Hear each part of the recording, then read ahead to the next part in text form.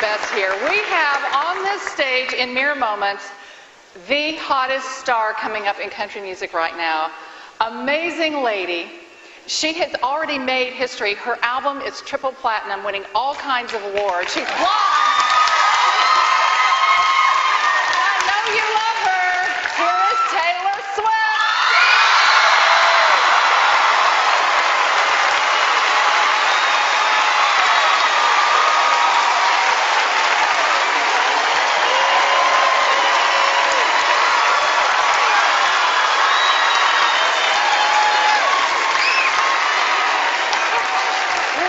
So many questions for you, so we're going to run through them as fast as we can to try to get to all of them. Awesome. LaDonna from Spartanburg, North Carolina, is there anything at all that you would change about yourself? You know how girls, we all look in the mirror and we don't like this and we don't like that.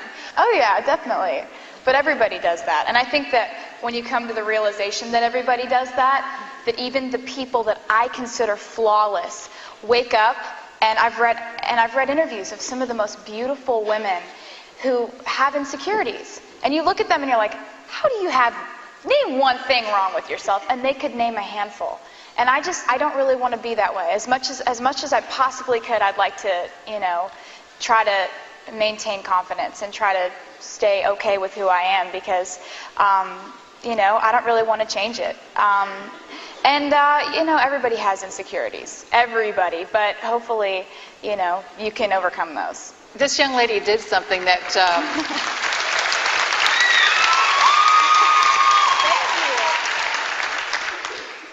you. Taylor did something that really terrorizes most women. Not only did she go out in public without any makeup, you did a magazine shoot for People without makeup. She's one of People's 50 most beautiful.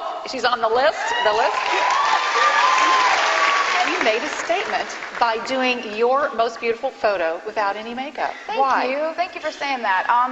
They approached me about it, and they gave me the option. They were like, well, you can pose with makeup like everybody else, or you can be in this really small group of people who's just not going to wear any makeup.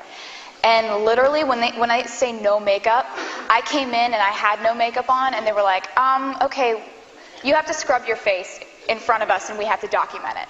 And I was like, oh, really? So absolutely, negative makeup, still, red from scrubbing my face kind of deal. And they were like, yeah. So they videotaped me in front of a sink washing my face. And then I went out and did the photo shoot. So it was literally, no makeup at all.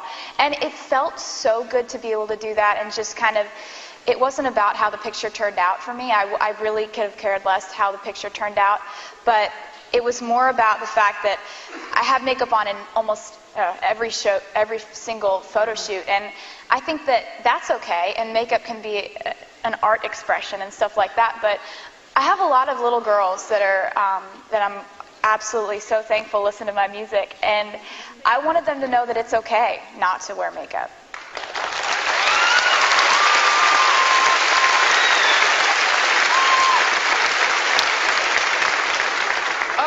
My microphone went away.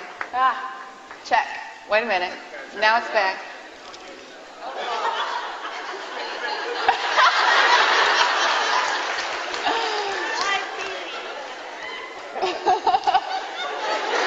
I don't even know that man.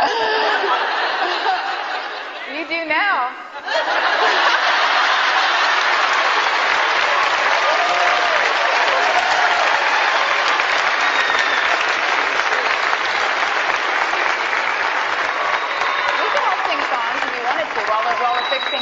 While we're fixing the mic pack, and when it comes back on, all right, we'll get it clapping. We'll go. Our song is a flame of screen doors, sneaking alley, tapping on your window.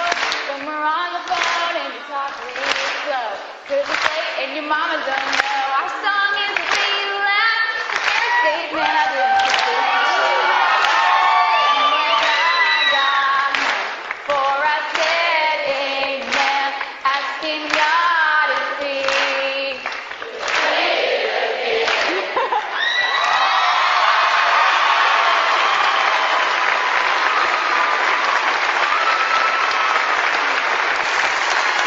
That was cool. with Taylor. You can just tell me. Yes. Oh, Here, can we get you over here? boy.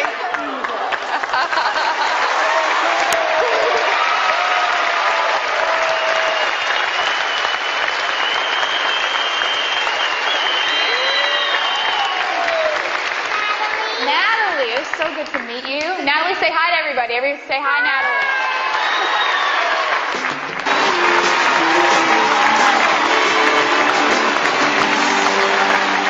Lisa is here from Roebling, New Jersey.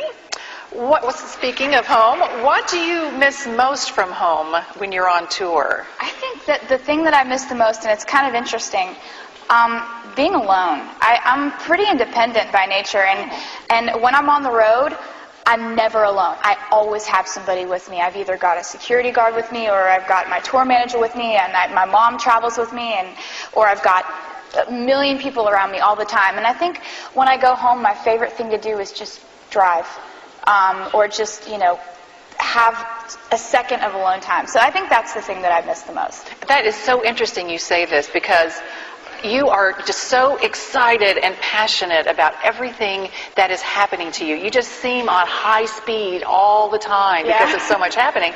I wondered if it's easy or difficult for you to be alone. So you just answered that question. That is, it's really is maybe it's sort of just a release for you. Yeah, I mean, and I love people. I never have a point where I get sick of people. There's never going to be that moment where, that's obnoxious and annoying to me, because I'm so lucky to be able to do this. But like every once in a while, I don't need much of it, but just a little bit of alone time is always good, I think, for anybody. Well, we're not going to let you be alone today. Good, thank you. We're all over you today. Marnie from the great state of California. It looks like Marnie. Since becoming a star, has your relationship with your parents changed or gotten more complicated? It's gotten stronger, honestly. I think that, my mom and I have always been really close, and she's always been the friend that was always there. There were times when in middle school and junior high I didn't have a lot of friends, but my mom was always my friend, always. And you can never forget those people who were always there for you from the beginning. And so my relationship with her has gotten even closer. My dad is like a kid in a candy store walking around at my concerts. He walks around with guitar picks in his pocket and gives them to people. And he sells T-shirts at the T-shirt booth. Now that's a good dad. Yeah, definitely. Very useful.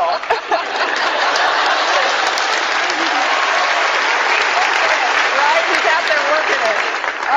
Some just quick fun things here. Who was your first celebrity crush? Oh. I think I was in love with all of the members of Hanson. And I thought I was going to marry the middle one because his name was Taylor, too. So I thought that would be, And I recently met him and his wife a few weeks ago, and they're lovely people. And I was kind of like telling him that story, but trying not to creep him out at the same time. It's a fine line, so. That's hilarious. Creep him out. What is something you've learned about life that you think every girl, like these little girls growing up, what do you think that girls should know? She's so cute. I know. I just keep looking at her. I think that you learn so much, especially writing songs. One of the things that I've always tried to do is just stay within what I've lived and stay within what I know. I write songs about sophomore relationships because that's what I've experienced. And so I think you learn that you never stop learning. And that, right now, I know more than I knew last year, but I know nothing compared to what I'm going to know 10 years from now. So I think continuing to keep yourself in this zone where you're like, look, I have no idea where I'm going to be 5 years from now. Life is insane, and things happen that you never would have expected. Case in point, like things happen that will blow your mind, and I think that keeping that in mind is something that is just something that I've learned. Everything changes. And I love the way you stay excited about life. I love that part of you. Thank you. What's the most exciting performance you've ever seen by another star? I think that Sugarland goes to this different way of thinking every time they perform on an award show. Whether they're, There's always something. I think they've got incredible minds, and the way that they try to think ahead of the curve is amazing. But whether they are, on moving walkways, or whether they are falling back into a pit of nothing, I just think thinking about those things, that comes from the artist. When you see artists that branch out and have really cool ideas for performances on award shows, 99% of the time it comes from the artist. So Sugarland I really look up to. Well, and back at you, girl, because Singing in the Rain...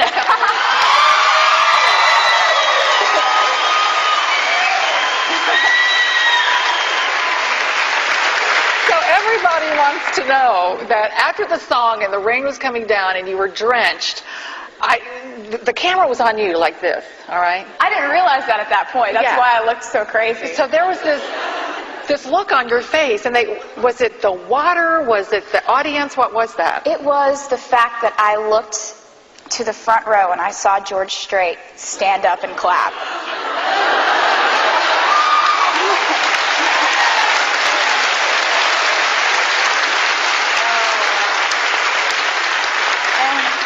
I dreamed about doing that performance since I was 10 years old. That's when I was drawing in class and thought up this performance and wrote it all down. So when it came time to put out Should Have Said No, I really wanted it to be a single because I wanted to do that performance on the ACM Awards. It all started in middle school, and I wanted to write a song that had the kind of beat to it, that had the kind of mood and angst that would be able to sing being drenched with water and stuff like that. And it has to fit musically and production-wise. It has to fit. So I wrote this song, and it ended up on the album.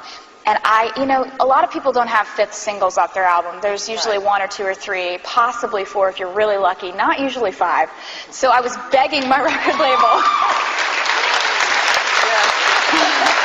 I was begging them to put it out. I was like, this isn't going to make any sense to you right now, but I need to sing underwater in the rain. So we need to put this out. And, it's doing really well, and I'm really excited that I got to do that. But yeah, the look on my face was because of George Strait. So here's something that's kind of serious. Outside of music and all the fans and the performing, what makes you happy? I curled up in my mom's bed last night, and I had all these episodes of Grey's Anatomy on my iPod that I hadn't watched yet. And I got this overwhelming happiness. I was like, do you want to have a marathon night? And she was like, okay. And I was like, yes! So, I don't know, stuff like that. So what is the joy of Grey's Anatomy marathon? Do you not watch it?